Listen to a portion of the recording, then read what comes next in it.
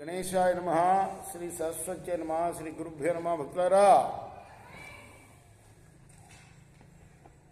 భారతంలో విశేషాలు అనే విషయాన్ని మనం చెప్పుకున్నాం. 3 భాగాలు చెప్పుకున్నాం. ఈరోజు 4వ భాగం చెప్పుకుందాం.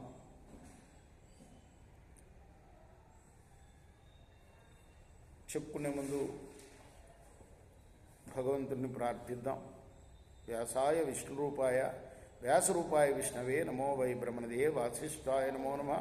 అంజనానందనం వీరం జానకీ శోకనాశనం కవీశమక్షంతారాం వందే లంకా.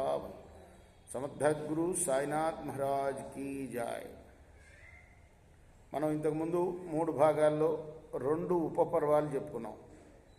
మొత్తం 18 మహాపర్వాల్లో 100 ఉపపర్వాలు ఉన్నాయి భారతంలో.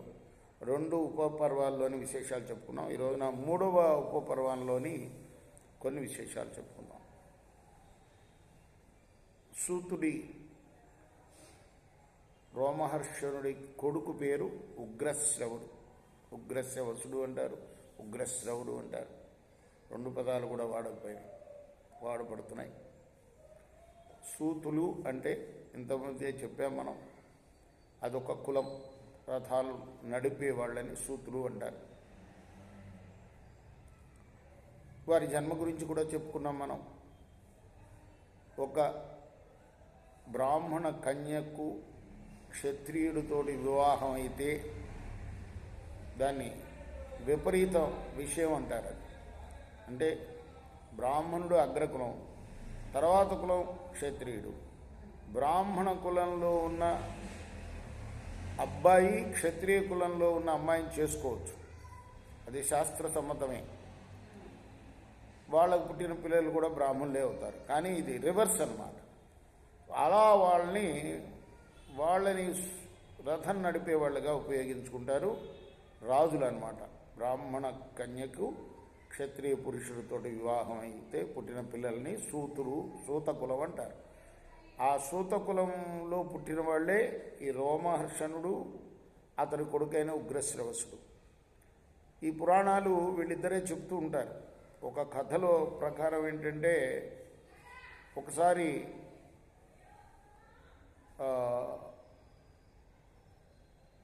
ఈ రోమహర్షణుడి కొడుకు చంపబడతాడు.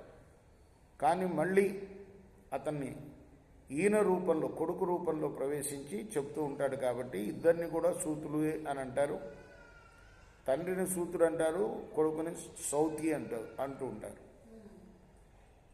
ఇదివరకు చెప్పుకున్నాం ఆ విషయం. సో మళ్ళీ చరిత్ర చరణం ఎందుకు, మనం ఇప్పుడు చెప్పే దానిలో ఏంటంటే, ఈ సూతుని కొడుకు పురాణం చెప్తున్నాడు. ఏ సందర్భంగా అంటే, కురుక్షేత్రంలో జనమేజయుడు దీర్ఘ సత్రయాగం చేస్తున్నాడు. సర్పయాగం కాదండి, దీర్ఘ సత్రయాగం. దీనికి డిఫరెన్స్ ఉంది. దానికి ముందు, సర్పయాగానికి ముందు ఈ కథ, ఇప్పుడు మనం చెప్పుకునే కథ. దానిలో ఏమైందయ్యా అంటే, ఆ యాగం చేస్తుండగా ఆయన తమ్ముళ్ళు ఉన్నారు, శృతసేనుడని, ఉగ్రసేనుడని, భీమసేనుడని.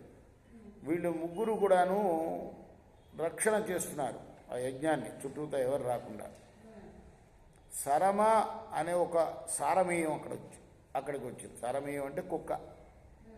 ఆ కుక్క ఊరికే కూర్చుంది.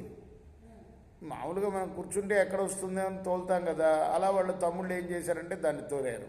అది ఇంకో చోట కూర్చుంది, మళ్ళీ ఇంకో చోట కూర్చుంది. అలా తరుముతూ ఉన్నారు, చివరికి కొట్టారు దాన్ని. అప్పుడు అది వెళ్ళి, ఆ కుక్క మగ కుక్క, అది తల్లికి చెప్పింది. ఆ తల్లి నన్ను అనవసరంగా కొట్టారు అని చెప్పగా కొడుకు అడగడానికి వచ్చిందనమాట వీళ్ళ దగ్గరికి, జనమేజయుడికి దగ్గరికి. అక్కడ తప్పు చేస్తే కొట్టారేమో అనుకున్నది ముందు. విచారించడానికి వస్తే ఏ తప్పు చేయకుండానే కొట్టారని తెలిసి ఒక శాపం లాంటిది ఇచ్చిందనమాట. ఎవరికి? జనమేజయుడికి. ఏ తప్పు చేయని నా కొడుకును కొట్టారు కాబట్టి మీకు అనుకోని భయం కలుగుతుంది.